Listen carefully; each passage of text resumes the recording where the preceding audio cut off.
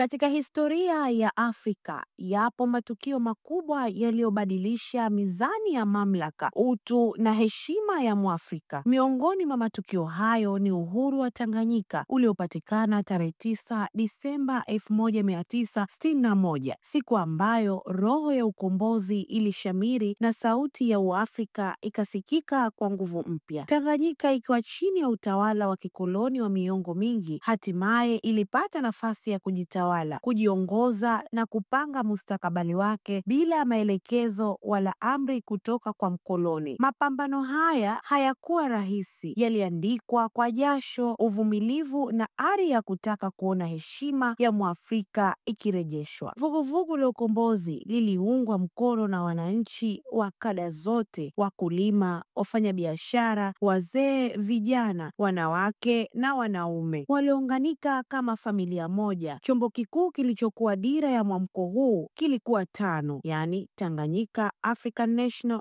Union, chini ya uongozi wa Mwanaafrika Mwalimu Julius Kambarage Nyerere. Nyerere hakuwa tu mwanasiasa, bali pia msomi, mzalendo na muumini wa amani. Ndani ya hotuba zake alisisitiza utu, mshikamano, upendo na umoja, nguzo ambazo hadi leo zinabeba msingi wa taifa la Tanzania. Kupitia TANU na nguvu ya umma, Tanganyika ilipiga hatua moja baada ya nyingine, na mwishowe bendera ya Mwingereza ikashushwa, yakapaa matumaini ya Tanganyika mpya. Uhuru huu haukuwa tu tukio la kisiasa, ulileta mwanga katika maeneo muhimu kama utambulisho wa Mwafrika. Raia wa Tanganyika walirudishiwa hadhi ya kuwa mabwana wa ardhi yao, utamaduni wao na maamuzi yao. Uchumi na maendeleo. Tangu 1961, juhudi ziliweka katika kuinua sekta za kilimo, elimu, afya na miundombinu. Lengo lilikuwa kuleta maendeleo yanayomgusa mwananchi wa kawaida. Umoja na amani. Tanganyika ikawa mfano wa amani barani Afrika. Hakuna vita vya wenyewe kwa wenyewe wala ukabila uliotawala. Umoja huu ndio uliowezesha kuungana na Zanzibar mwaka 1964 na kuzaliwa kwa Jamhuri ya Muungano wa Tanzania. Miaka imepita, kizazi kimebadilika, lakini wajibu wetu unabaki. Uhuru si tukio la kumbukumbu pekee, ni kazi endelevu. Leo tunapaswa kujiuliza, je, tunathamini misingi ya amani na umoja tulioachiwa? Je, vijana wetu wanafahamu historia ya nchi? Je, tunatumia uhuru huu kujenga badala ya kubomoa? Kila mmoja wetu ana jukumu la kuendeleza kile kilichoasisiwa. Amani, mshikamano, uzalendo, uchumi imara na utu